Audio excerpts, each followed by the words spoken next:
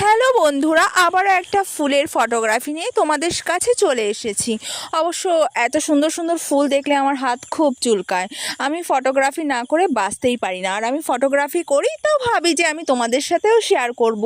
কারণ এত সুন্দর সুন্দর ফুল, এত সুন্দর সুন্দর প্রকৃতির দৃশ্য আমি অস্থির হয়ে যাই আমি ফটোগ্রাফি না করতে পারলে। তাই আমি ফটোগ্রাফি করি আর আমি তোমাদের সাথে শেয়ার করি। বন্ধুরা, তোমরা প্লিজ কমেন্ট করে আমাকে বলবে আমার ফটোগ্রাফিগুলো কেমন হয়েছে।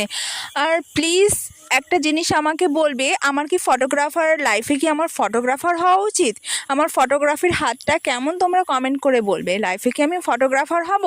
পড়াশোনার কথা বাদ দাও, একদমই ভালো লাগে না, তো আমার ফটোগ্রাফি করতে আর ঢং করতেই ভালো লাগে।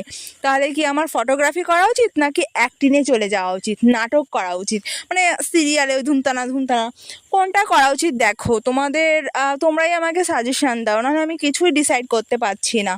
আর এত সুন্দর সুন্দর ফুলের ভিডিও দিচ্ছি, মজা নাও। আর প্লিজ কমেন্ট করে জানাও আমি কি হব, ফটোগ্রাফার নাকি? প্লিজ